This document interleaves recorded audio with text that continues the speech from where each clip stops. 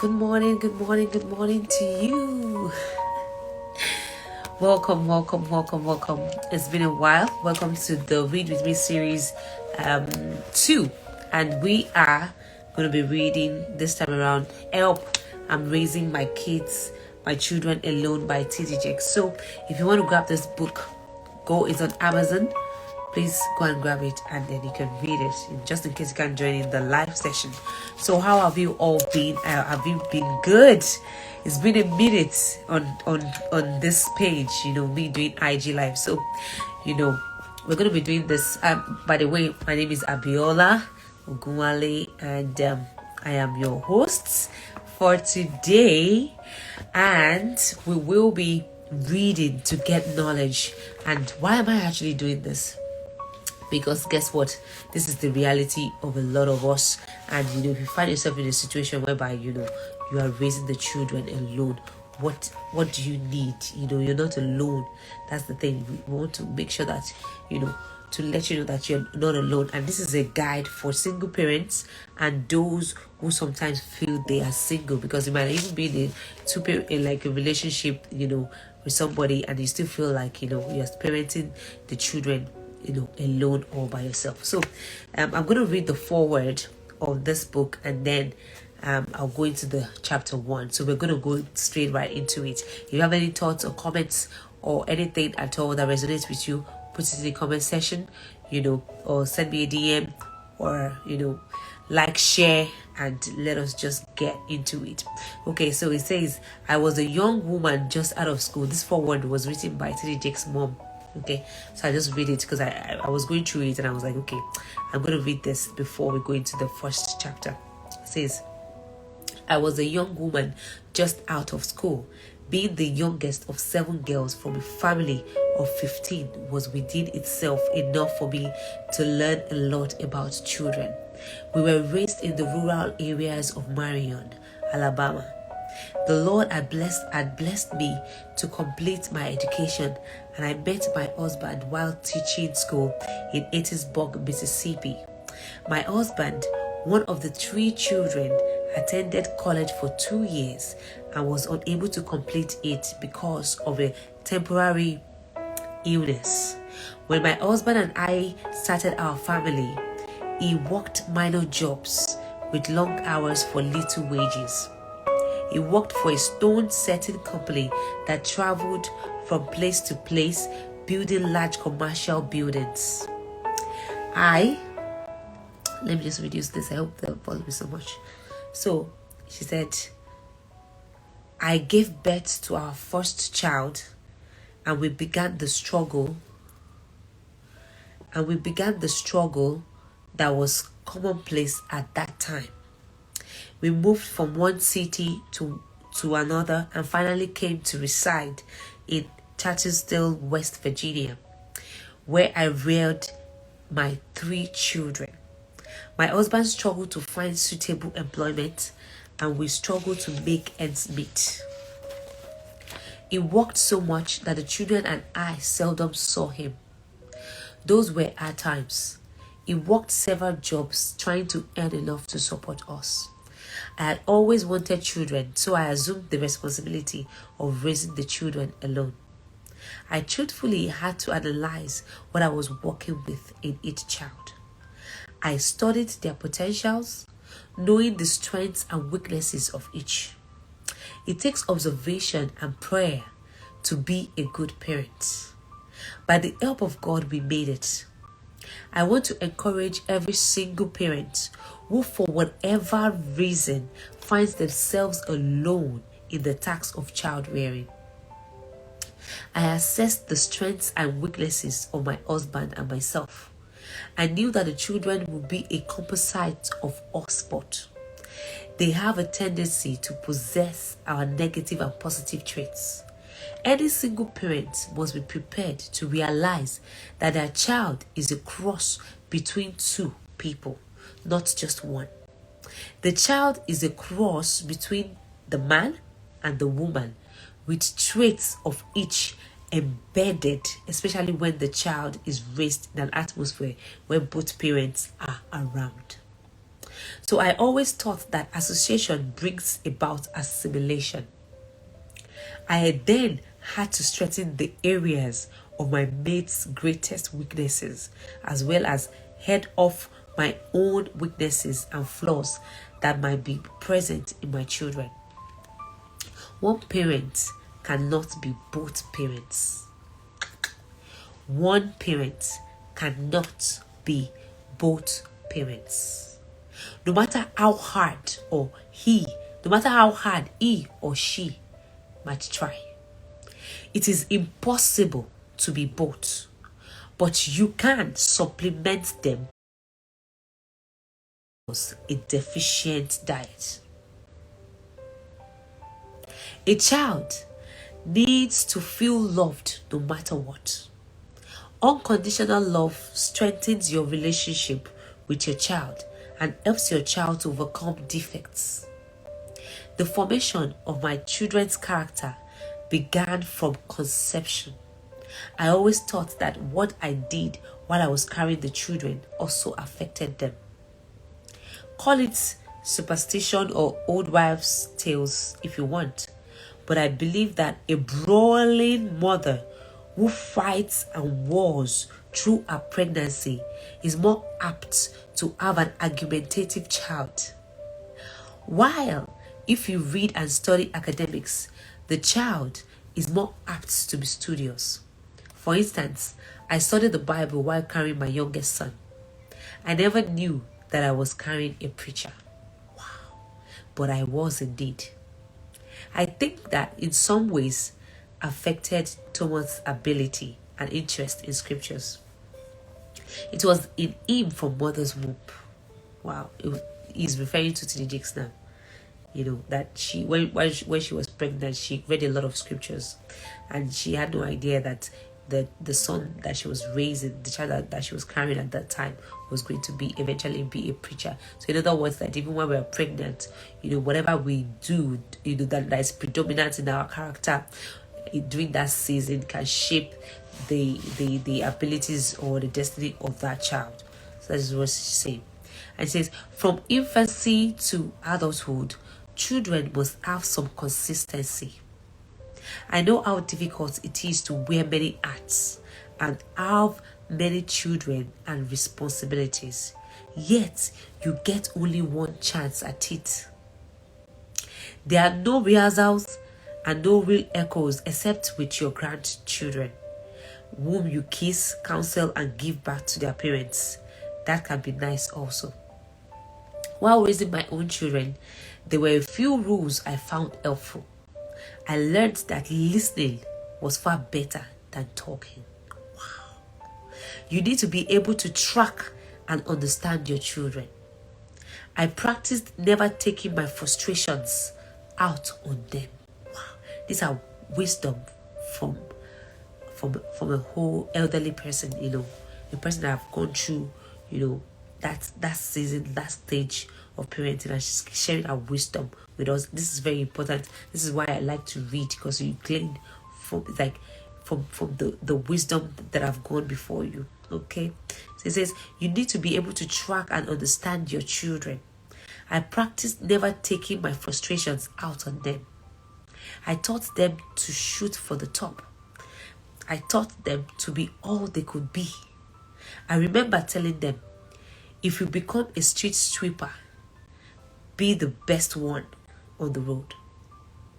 If you become a teacher, be the best one in the school. I guess I was a motivator to them. I tried to be one.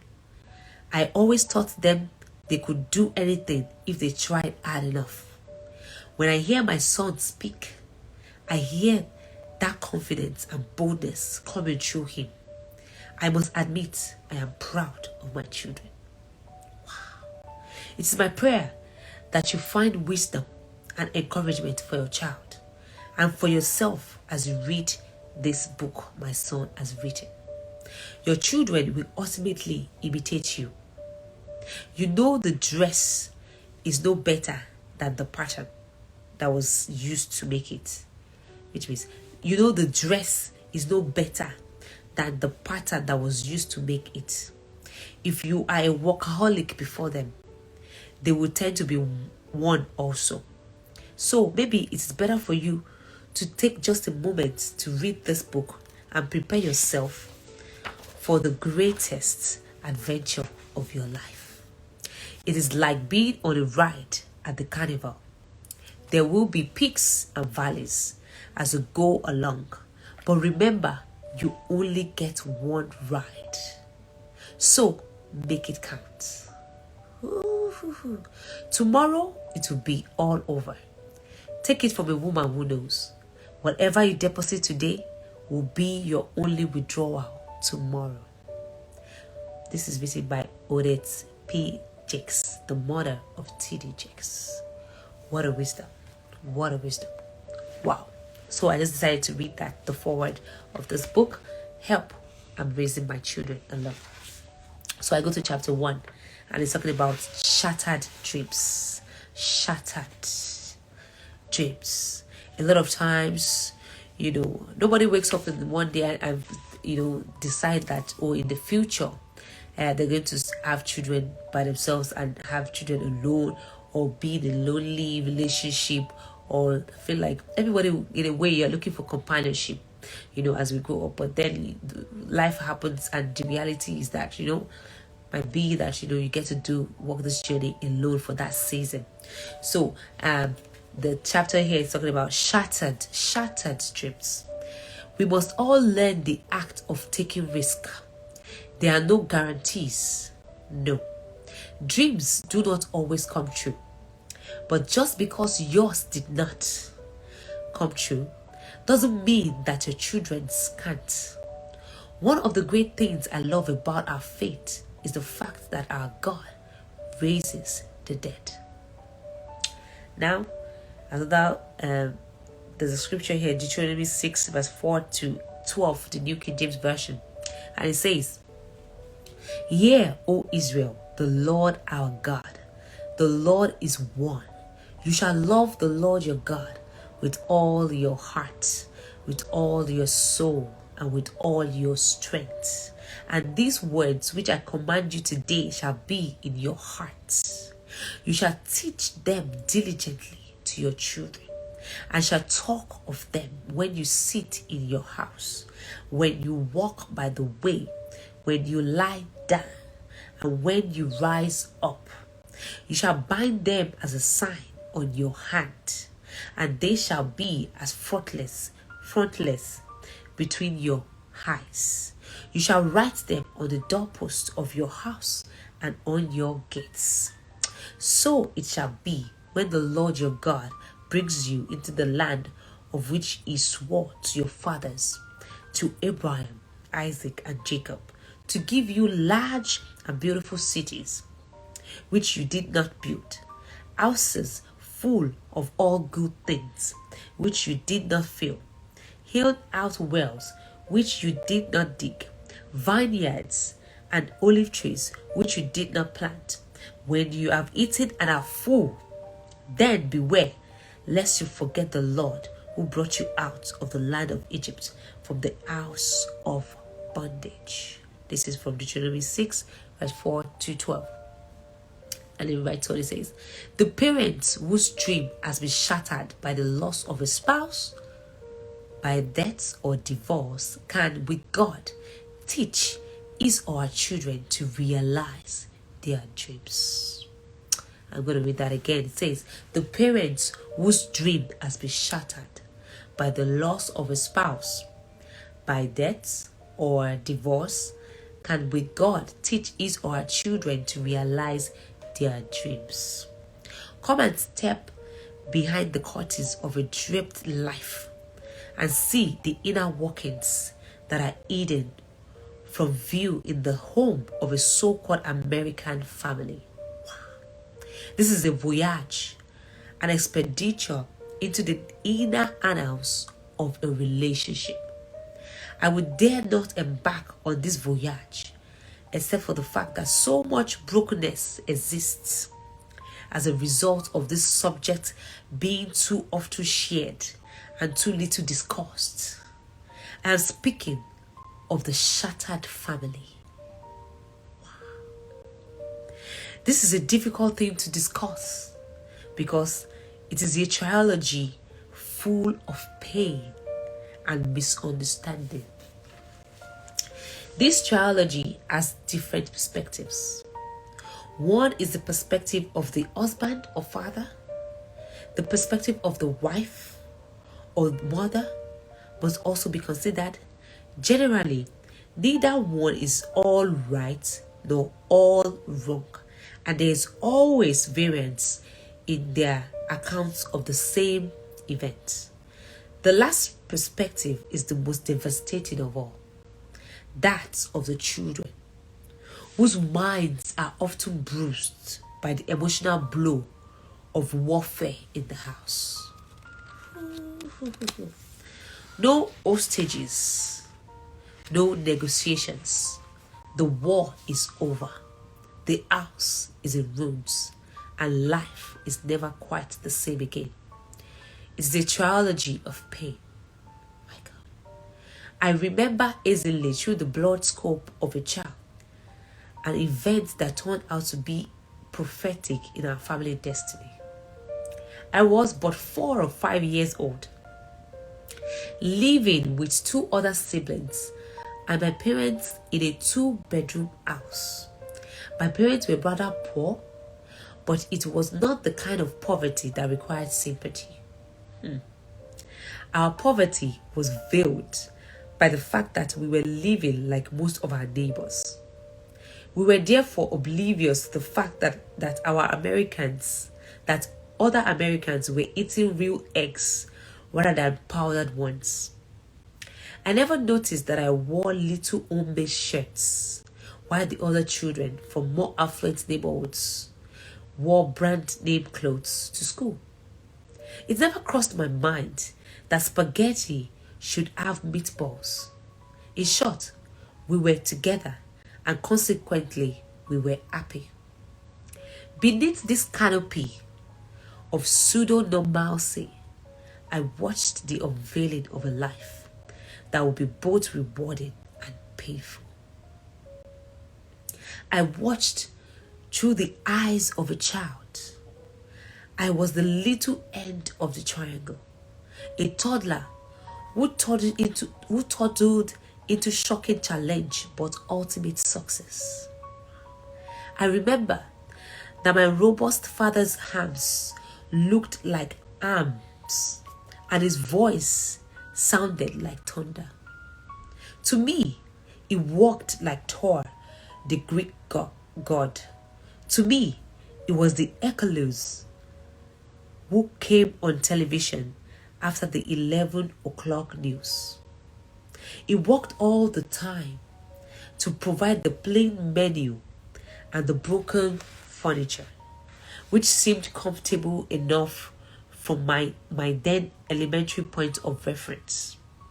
One night, as he staggered into our little kitchen, exhausted and half asleep from long hours of work, an event happened that almost foretold what we would later face as a family. He opened the antiquated Frigidaire, whose large motor burst all the time. It was the kind of refrigerator whose big bright chrome handle pulled down and unclasped a heavy door that came open like a bank vault. It was in search of the big glass jug that was delivered weekly to the front porch. This flat-shaped milk jar was made of glass and was sealed with an aluminium top that brightly displayed the logo of the company that produced it. It was a heavy jar, and on this particular occasion, it was covered with frost. That refrigerator, used when we bought it, forever seemed to need defrosting. My father grabs that jar with tired, overworked hands to get a drink of milk before he was off to work again. He thought he held it tightly enough, but he was wrong. It slipped from his hands and plummeted to the floor. He screamed and blood gushed from his lacerated foot like an artesian well. The glass shattered into a million milky pieces, leaping into the air like the burning embers of fireworks before they cascade to the ground. The milk was lost, the man was bleeding, and the glass fragments were everywhere. Little did we know that later our home would slip from his grip, just as that milk jar had, and that we, 3 children, would watch as our family and our parents' marriage would explode in front of us, leaving scattered fragments that could never be reclaimed. I remember how we were sweeping up glass from that milk jar for quite a while. Months later, a piece of glass would turn up behind a table leg or beneath a cabinet. Likewise, we would later spend years picking up the fragments of our shattered family. And just when we thought we had it all, another piece would emerge. Understand, therefore, that I speak to you from the pew of human experience as well as the pulpit of theological insight. Sit down and allow me to serve you the rich broth of multiple experiences along with the seasonings that come from more than 20 years of ministry. As an experienced counselor, I have caught the many tears that flow from the broken hearts of people who need desperately to talk to someone who cares about someone who didn't. Who desperately needs to talk to someone who cares about someone who didn't. Wow. How can we evaluate the impact of a shattered dream? Who can assess the value or appraise the damage that occurs when something we longed for explodes before us? It is like the breaking of a trust or the dissolving of a corporation. But greater still, divorce causes the very blood of our most intimate identities to spill out of our personality and lay spoiled on the floor. Wow. Now, the marriage ideal. The marriage ideal. Romance is the twinkle in the eyes of little girls who listen to fairy tales. It is a wonderment that embeds itself in the hearts of these little princesses, and all that fuels their thinking that a fallen handkerchief from a tower of distress will summon a prince in shining armor. Yes, it will come and swim across the mouth of life and snatch her from danger. Perhaps these wonderful yet deceiving myths help to add pressure to men who are less than princes. Perhaps they add to the disappointment of ladies who grew up not always realizing that their intended was not the prince, nor was she the princess she had dreamed about as a child. Yet, yes, unrealistic expectations lead to massive disappointments. Unrealistic expectations lead to massive disappointments. My generation grew up in a time in which Lucy had Ricky, father knew best, and even Samantha had Darren. We grew up when there was still morality even among the secular. I know that makes me sound old, but really I am not. It wasn't long ago that even godless people frowned upon common law relationships and same-sex unions. Those early influences and perceptions helped to formalize our dreams. I shudder to think what dreams will be birthed from the tumultuous influences of our society today.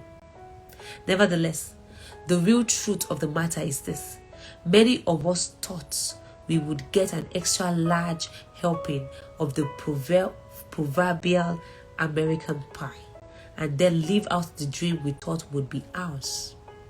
I am not by any means criticizing the pattern of the perfect marriage. At that time, the pattern was near perfect. It was a flaw in the material that ruined the garment. Yes, the concept of marriage is perfect. It is when we choose damaged material that we run the risk of disappointing results. How sad are the eyes, particularly those of women whose hearts have been crushed through the disappointment of failed relationships.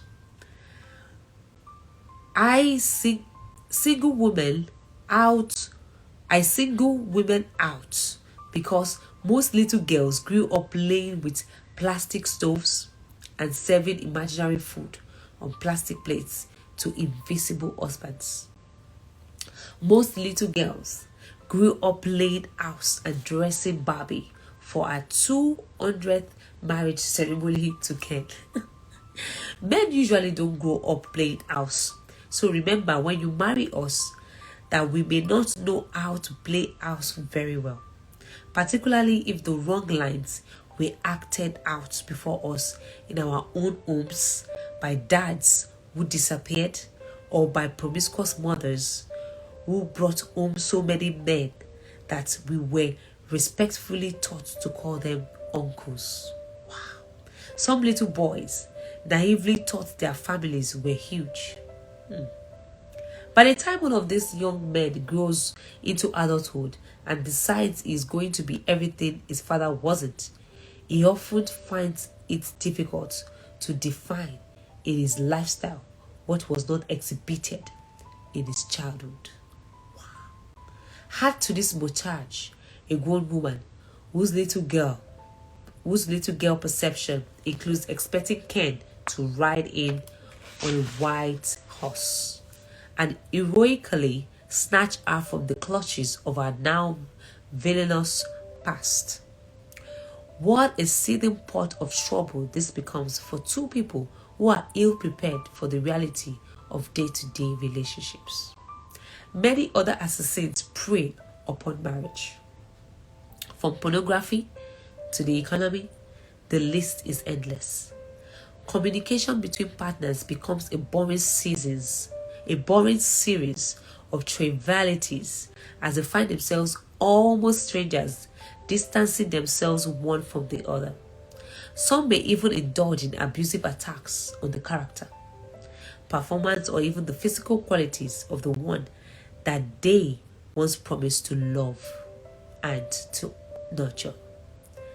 Their life moves hysterically as if it has been set to rapid music. It is the shocking, racing beat of a music score arranged for a thriller like Sleeping with the Enemy. Some of you may know the conflicts that arises when you find out too late that you have been sleeping with the enemy. Wow. That is it for today. Wow. This is, I want to hear your thoughts after listening to this. You can play this, send it to somebody, play it while you're doing something, and just listen in, and you're reading a book really while you're listening, because I'm just reading it. Those are quite deep stuff that is shared right there. So we're on a journey and we'll keep at it.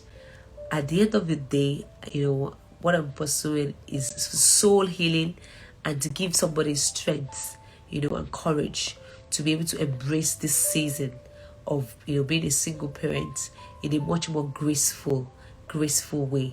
Okay, you're not the only one. Okay, sleep, and this are just showing like different ways how things begin to disintegrate the relationship, because obviously before you become a single parent, you were in a relationship before, so how things now graduated into different things like that. So we're on a journey. Thank you so much for watching this, and please share your comments and your thoughts in the comment section. So I'll be back next week, Monday at 12 noon. Please share with people that needs to hear this. So it's just more like, we're on a journey here. It's good to read. It's very soothing. Okay, so, and I hope that you have a really, really lovely day. You have a graceful time. Create memories with your children. Enjoy the moment. Enjoy the moment. You only get one life. You only get one shot at this. Okay? You get one shot at this. It says that there will be peaks and valleys as you go along. Okay? This journey is like a ride. There will be peaks and valleys as you go along. But remember, you only get one ride. So make it count. Alright? You only get one ride. Make it count. Tomorrow it will all be over. Alright. So I'm going to be seeing you next week on Monday at 12 noon. Alright? I remain Abiola. Please follow us on all of our social media platforms. YouTube channel, The Sign with Abiola. On Facebook, The Sign with Abiola. And here on Instagram, The Sign with Abiola. Share with people. Any single person that you know, please share with them. They can watch this as they go along. And I'll see you. Have a lovely day and love you all. I'll see you next week, Monday, 12 noon GMT. Bye.